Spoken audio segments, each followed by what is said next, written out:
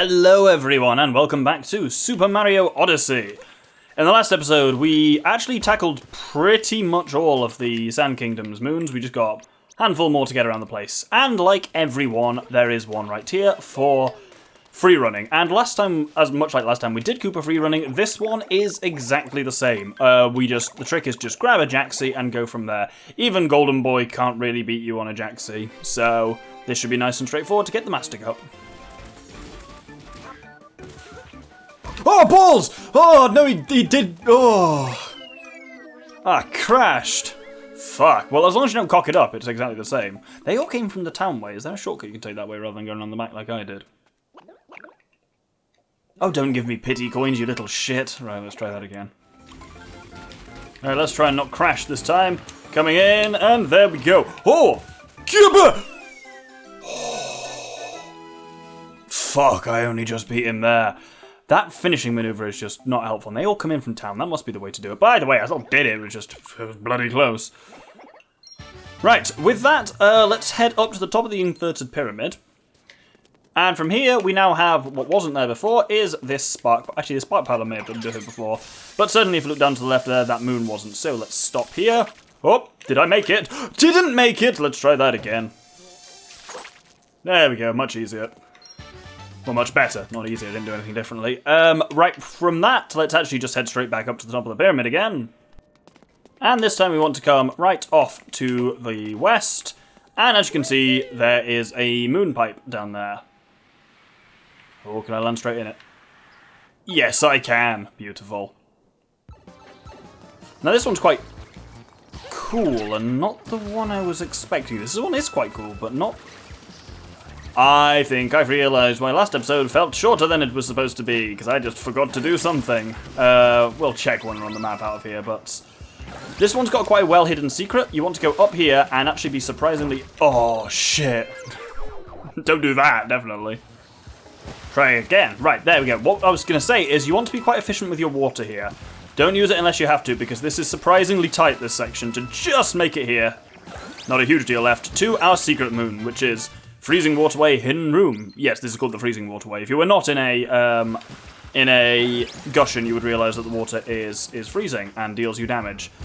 Unfortunately, I kind of expected when I first played this that might have a bit of gameplay consequences for the gushen, but it doesn't, which is slightly saddening, but there we go. We just need to, do that apparently. I was going to try and use that platform, but apparently not necessary. Can I just hop onto that one as well? Brilliant. I think I've used a lot of water, so this last section is going to be a little on the dangerous side. Oh shit. Whoop. There we go, we're fine actually. Cool. With that, I am going to assume... Well, can you look at the map from here? Yep, absolutely, there's an entire secret that I forgot there, and it's quite a cool one. So let's head over to the ruins entrance, and there's a moon pipe there. Now, this is the Colossal ruins, which is quite cool.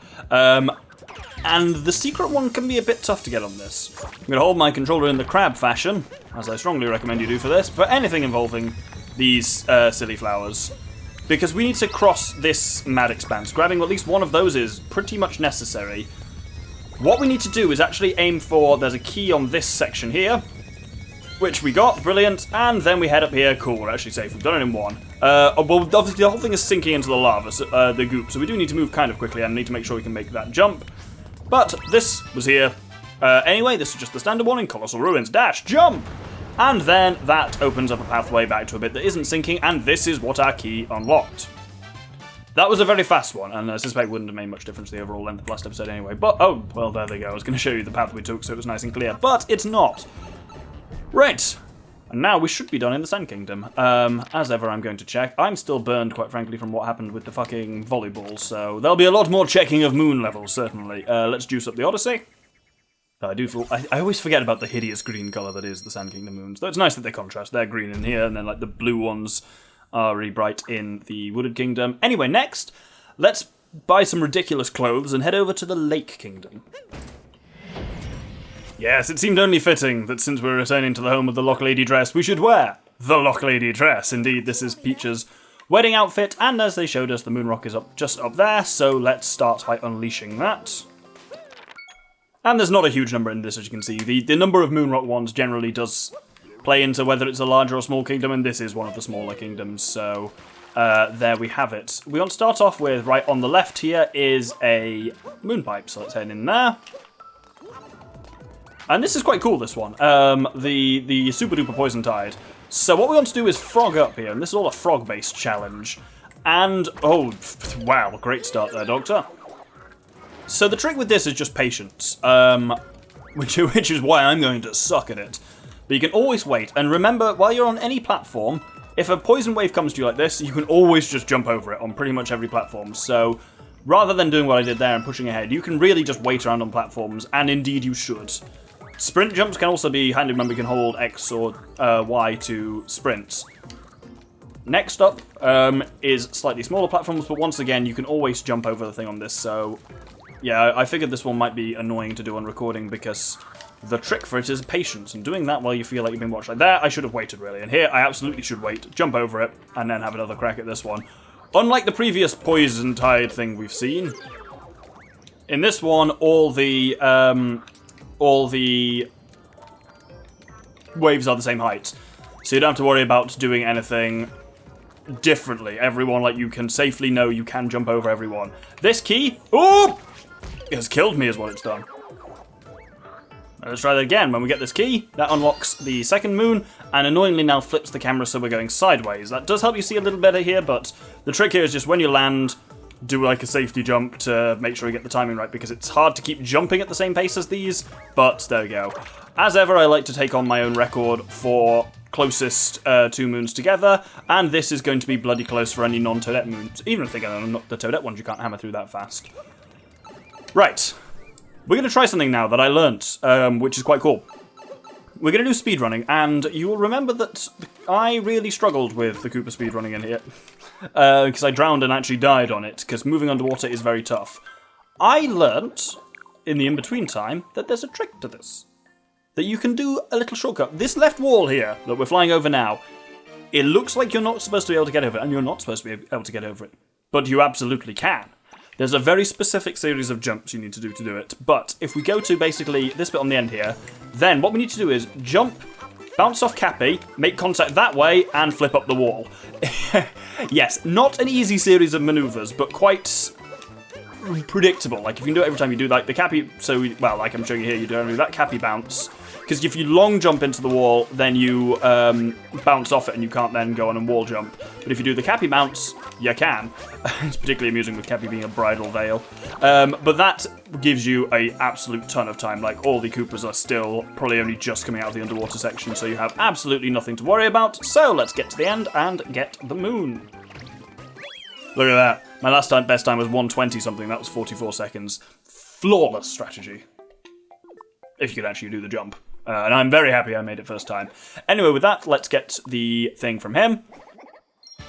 And now, this next one can be a bit of a bugger. There's a number of moons in the game which kind of annoy me because they don't make it clear that they are locked behind motion controls.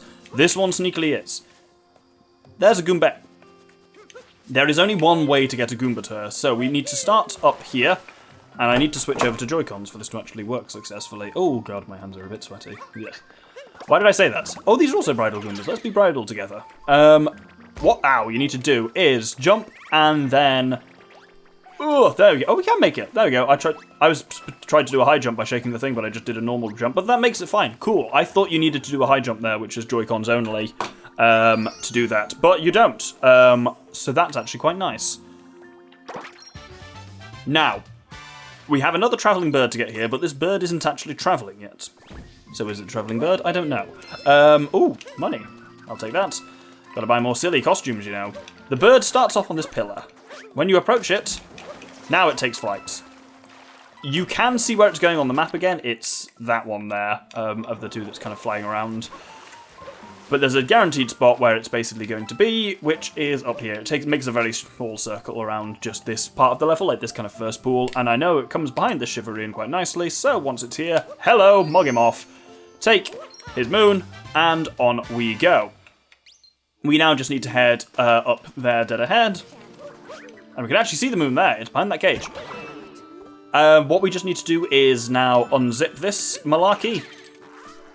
Well, that was a surprisingly bad attempt at that. And then over here, there's the moon. Wonderful. Let's warp over now to the Water Plaza entrance. we've kind of done in this section. Now, does any of this look familiar? A load of pillars, then a broken one, and a really broken one, and then another slightly broken one. If I bring up one of our dark arts, there it is. So between the very broken pillar and the less broken pillar is our dark side moon. And indeed, if we ground pound right here, there it be. Wonderful. While we're here, I think we can also go up, and you might have noticed a bit of a coin stash up there. Might as well grab that. Because yes, I do intend to show off a lot of the costumes. So coins are always going to be helpful. Next, what we want to do is head down that hole with a fish. So let's grab ourselves a fish and head down to Captain Toad. Don't worry, we don't actually have to interact with him, so my larynx will be spared that tortuous ordeal, certainly. And down here, instead of, as I say, engaging with Captain Toad, if we turn around, then there's a cheeky little power moon hidden here. Wonderful. With that, let's head back up and just show something that's a bit different, which I didn't get a chance to show when I was back here after beating the game, well, after beating Bowser. And we can actually see the Lock Lady dress. Indeed, looks very similar to ours. But it's been returned now, which is quite cool. Now what we need to do is just head directly above ourselves onto the roof of this place. And here you'll see one of these pillars is glowing. So to get up there, you can just climb this one and then head over and ground pound. And you can actually see our final moon is over there to the left of that green pipe. So if we head over to the water terrace, we can... Actually, no, we don't even need to do that. We can probably just get it from here, can't we? Yes. This one is nice and obvious to get. You just use the glidey-do. And with that, I think we're done here. Let's check on the map. There we go, 42 out of 42. Wonderful. So with that, let's go and juice up. And let's head over to the Wooded Kingdom next. Now, as you can see, there's quite a few here, because the Wooded Kingdom is big. We're going to start with this one that we're basically on top of. As I say, fortunately, very fortunately, none of them are in the Deep Wood, because that section doesn't have a map. So that's all very nice. There's this little ledge around next to the Odyssey, so let's follow that all the way around. And at the top, there is a taking note. This one is legitimately pretty difficult, I think. So we'll start off, we'll have an attempt at it, and we'll see how it goes. So you need to roll for pretty much all of this. I think if you do this just on foot, it's basically impossible. As with all precision rolling stuff, I recommend doing most of your steering with the camera and then just some slight adjustments with left and right. I've actually made that look pretty straightforward, which I'm very pleased with. The issue is that if you fall to the left, you walk down into the deep wood, which you then need to climb a fucking beanstalk to get out of, and it's just a very slow reset, so I'm glad we didn't have to do that. What we want to do next is go to this cave where we saw the Sphinx dead ahead here, but we need to bring an Uproot there. And in this cave in the ceiling is a moon, so you can only get up to that properly with an Uproot. You'll notice as well, this area that had a load of poison goo around last time we were here is now a flower field, which is all very nice. But what we want to do over here is next to Talkatu, there is this Volbonen next to a campfire, and he says, I need fire to cook with. So we want to head over to the summit path first. Then from here, we actually want to jump all the way down to the right. This is the best way to do the reset if you cock up the taking notes, by the way, because you can actually just get straight up there and do it without having to reverse the entire section. But we want to come in here. And there is a fire bro here, who we can use to light this. Oh, I killed him. Is there another one up there? Absolutely is not. Oh, why are they so fragile? Clearly they're wearing that helmet to protect their incredibly soft skulls. There we go. I had to take damage to do it, apparently. I also learned something important. Oh, piss off, soft skull. Oh my god. There we go. Hat off and got him. So, one thing I've learned with Hammer Bros and Fire Bros is... I remember last time I was here, I found it really difficult to do this jump. I've realised why. So, Hammer Bros and... Well, Bros in general move by jumping. You can jump at any point during their jump. You don't have to be on the ground. So, if you just jump at the peak of their jump, you'll do a high jump every time, because you can just go and jump in mid-air. I was always trying to do it with my feet on the ground. Never realised that. Anyway, we have basically brought this guy back. We'll show that's rain fire down on the secret flower field to fuck with people. And actually, one of those nearly hit. Oh, God, hit him. That's ironic. Well, it's not ironic, it's just me being a shit. That's Alanis Morissette level ironic. That is not at all, mostly, just unfortunate. Right, with that in our hands, we can actually head over and see something strangely familiar. Because over to the west from here is not where I thought it was. Right, where is it? That was east, I was right. Pause. Yeah, over here is a moon pipe. And this leads us to something you'll recognise, but easier than the last time we did it. So, fun fact, at least 2 of the hatless challenges in Darkside actually exist as hatted challenges in the rest of the world. I fucked this up, but obviously there's 2 ways in which this is much easier. Number 1 is you have Cappy for adjusting throws and stuff like that, and number 2 is you have Cappy for capturing. So we can actually demonstrate that. Actually, rather than running from these things, let's capture ourselves a bit. Or with the wrong height. Ah, crafty. I thought they'd stop it somehow. Yeah, it's much easier when you know you've got Cappy to fall back on. Anyway, like last time, we get this key to unlock the one at the end. But getting the secret one is just slightly different, because what we do is wait for the bonsai build to be fired, but instead of having it chase us, we just capture it. And we can just do this ourselves and bring it straight over. There's actually no platform to do what we did when we were in the dark side anyway. Grab ourselves the secret moon. I always call it this, because secret rooms are a thing, and they often have secret moons in, and they're the same letters, but they fuck with you like that. Let's grab the regular moon as well. I think that's the regular one. Always hard to tell which one's the real one there. And let's head back outside. Now, our target over here is right up there above those grey blocks. You'll see a nut. Let's head up there with an uproot. And if we get on top of the blocks and crack the nut, a moon. Nice and straightforward. Now, this next one involves us going into the red maze, where you may realise they weren't here last time. There are moon shards. There's 5 of them in the red maze in total, so let's just grab each of them with the speeder on. I fucked up. I can't even reverse that. Never mind having the speeder on. Cool. Let's get to the end and then get back to the start, I guess, for that bit. For that one. Well, here's something I learned, by the way, which can be somewhat handy. You can just make this jump. When I say this will be somewhat handy, you will see why in just a second. It's tricksy, but you can... Wow. Fuck it. Oh, no. Oh, no. Right, let's do that all again. I missed one of the moons. That was a stupid series of events. Oh, no. I don't want to be here. Oh, I think I'm deep in fucking T-Rex territory as well. Oh, God, I am. Oh, no. Don't want this. Where the fuck's the nearest output? The deep woods are a whole grade A level bullshit nonsense. Right, let's head back up to the red maze. What the shit? This isn't where I went down. Where the fuck am I? Oh, I'm here. God. Right, let's just go and get those moons, the mini moons again. Moon shards, even. Oh, it does at least save the various moon shards I've got. I actually genuinely didn't know that was a thing.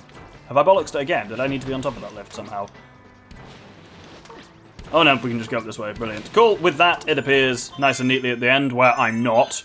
Would be handy if we were there with the final one, but there we go. Let's head over and grab that. And now here, hold on to your uproots, because we want to do something particularly useful with it here. If we head over here to this P-switch, and then follow it along,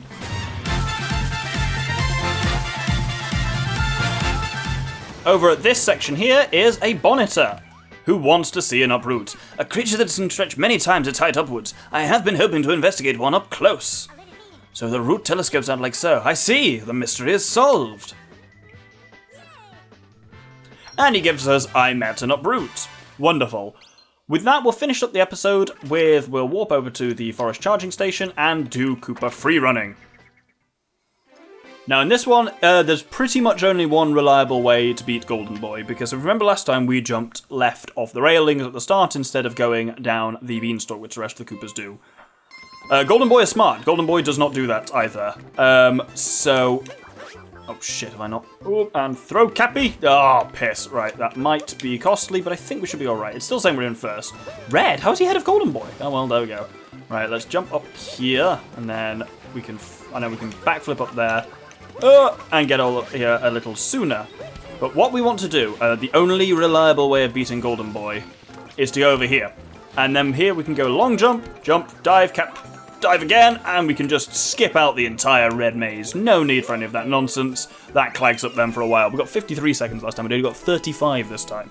So, he's not far behind us though, Golden Boy. He's fast in that one, but he still has to go through the red maze, so there we have it. with that, we get our Power Moon, and we will call it there, I think. So this episode, we have cleaned up the Sand Kingdom and the Wooded Kingdom. We haven't cleaned up the Wooded Kingdom. Next episode, we will be continuing to clean up the remainder of the Wooded Kingdom. Hope you'll join me then. Thank you very much, and good day.